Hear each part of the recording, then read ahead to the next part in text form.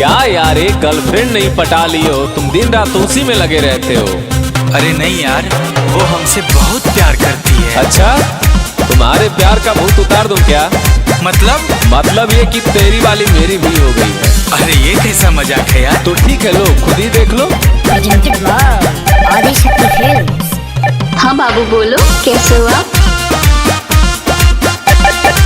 आपने जिस नंबर पे कॉल किया है वो भी दूसरी कॉल पे व्यस्त। हाँ बाबू बोलो। कहाँ व्यस्त थे? अरे वो मौसी का कॉल था जानू। कोई बात नहीं, थैंक यू यार। यारों इन लड़कियों की करें क्या बात, वफा कहें या बेवफा की जात। यारों इन लड़कियों की करें हम क्या बात, वफा कहें या बेवफा की जात।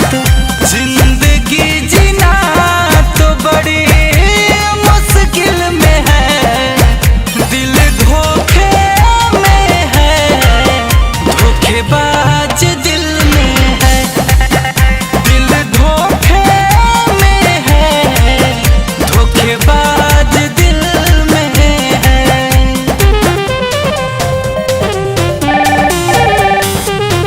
The person you are trying to call is currently busy.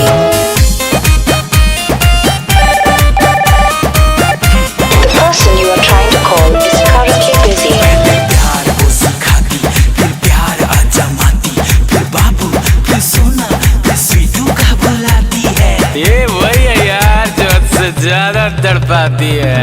प्यार को वो बस समझे खिलौना, मेरे किस्मत में है रोना। कैसे भरोसा कोई करेगा प्यार पे, ये रोग किसी को होना।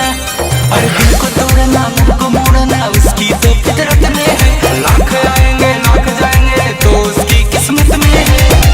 तड़पना तो प्यार में यारो हर महफिल में है, दिल धोखे में है, धोखेबाज दिल में है, दिल धोखे में है, धोखेबाज दिल में है।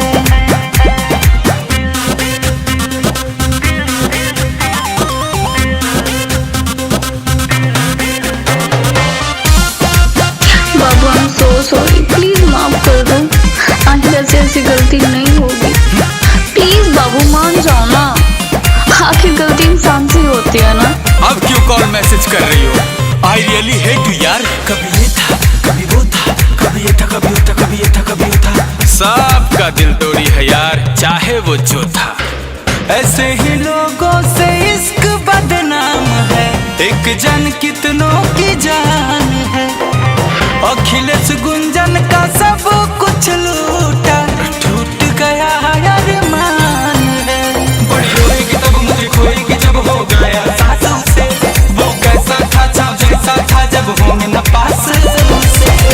उनको जो सजा दे वो तमन्ना जज वकील में है, दिल धोखे में है, धोखेबाज दिल में है, दिल धोखे में है, धोखेबाज दिल में है। Presented by Adi Shakti Films.